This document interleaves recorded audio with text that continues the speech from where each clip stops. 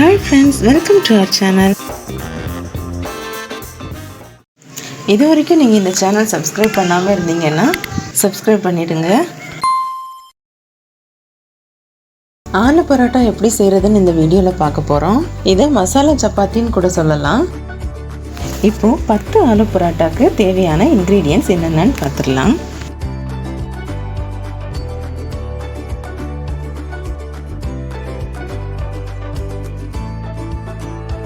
முதல்ல இதுக்கு to ready பண்ணி வச்சிடலாம். அதுக்கு நான் 2.5 கப் அளவுக்கு கோதுமை மாவு எடுத்திருக்கேன். கிட்டத்தட்ட 1/2 கிலோ கோதுமை மாவு.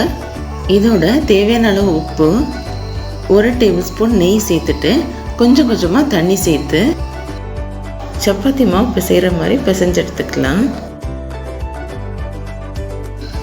டோ ரொம்ப ஹார்டாகவும் இருக்கக்கூடாது, நம்ம கையில் ஒட்டுற அளவுக்கு ரொம்ப சாஃப்டாகவும் இருக்கக்கூடாது.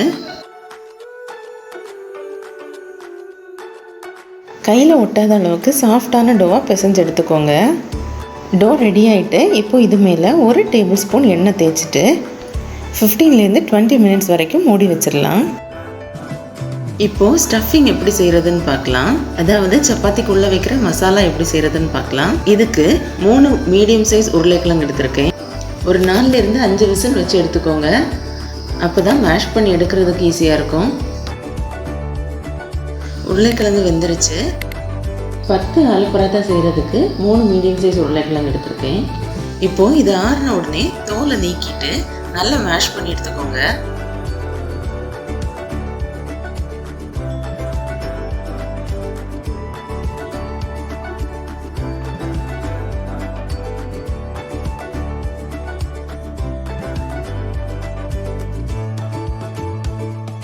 அப்புறமா ஒரு கடாயில் 3 டேபிள் ஸ்பூன் அளவுக்கு எண்ணெய் சேர்த்துட்டு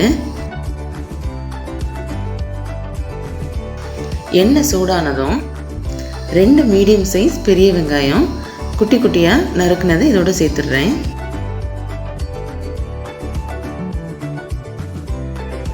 வெங்காயம் வதங்குறதுக்கு கொஞ்சமாக உப்பு சேர்த்துக்கிறேன்.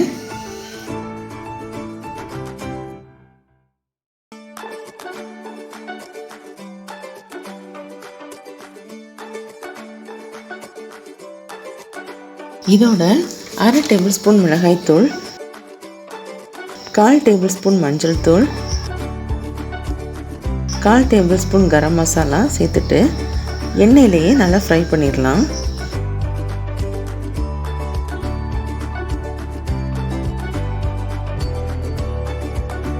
பச்சை வாசனை போகிற வரைக்கும் நல்லா ஃப்ரை பண்ணிக்கோங்க.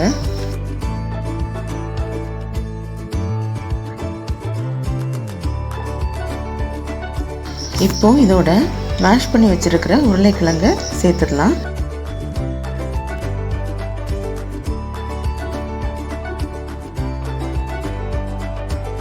மல்லி இலை சேர்த்து நல்லா மிக்ஸ் பண்ணி எடுத்துடலாம்.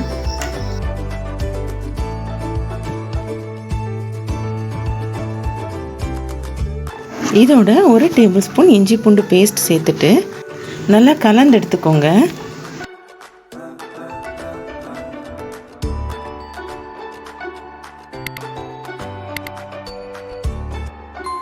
இப்போது ஸ்டஃபிங் ரெடி ஆகிட்டு இதை ஆற வச்சிடலாம். இப்போது இந்த ஸ்டஃபிங் உள்ளே வச்சு சப்பாத்தி எப்படி செய்கிறதுன்னு பார்க்கலாம்.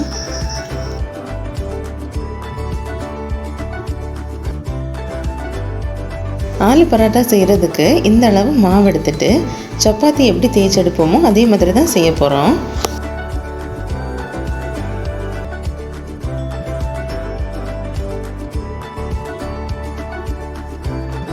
இந்த சைஸ்க்கு பால் மாதிரி உருட்டி எடுத்துக்கோங்க.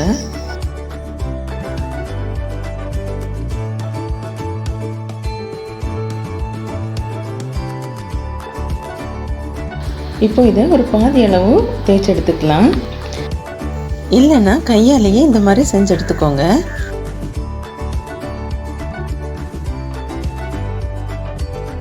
அளவு தேய்ச்சாச்சு. இப்போது அந்த உருளைக்கிழங்கு மசாலாவை இதுக்கு முன்னாடி எப்படி வைக்கிறதுன்னு பார்க்கலாம். எந்த அளவுக்கு மாவு எடுத்துருக்கோமோ அதே அளவுக்கு அந்த உருளைக்கிழங்கு மசாலாவும் எடுத்துக்கோங்க. இப்போது இந்த மாதிரி வச்சுட்டு மசாலா மாவுக்குள்ளே இருக்கிறது மாதிரி இப்படி சுற்றி எடுத்துக்கோங்க.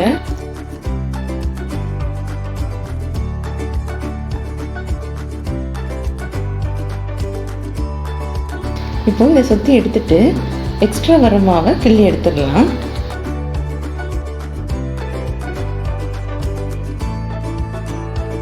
சப்பாத்தி கட்டையில் முதல்ல கொஞ்சமாக மாவு போட்டுக்கோங்க. இப்போது சப்பாத்தி செய்கிற மாதிரி செய்ய போகிறேன். ரொம்ப ப்ரெஷர் போட்டு தேய்க்க வேண்டாம். ரொம்ப அழுத்தி தேய்ச்சிட்டோன்னா உள்ளே இருக்கிற மசாலாலாம் வெளியே வந்துடும். ரொம்ப மெல்லிசாவும் இதை தேய்ச்சி எடுக்க வேண்டாம்.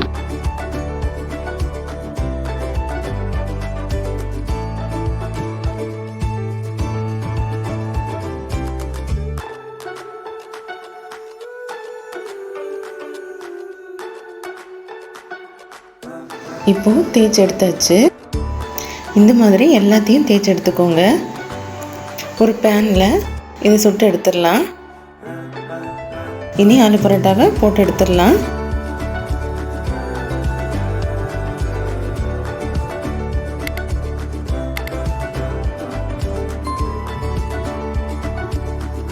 ஒரு சைட் பாதி வெந்ததும் திருப்பி போட்டுக்கிறேன்.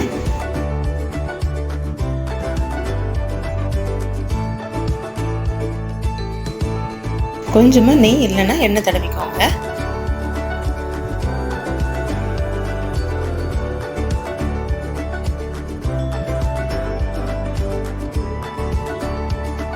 ரெண்டு சைடும் நல்லா வெந்ததும் இதை நம்ம எடுத்து வச்சிடலாம்.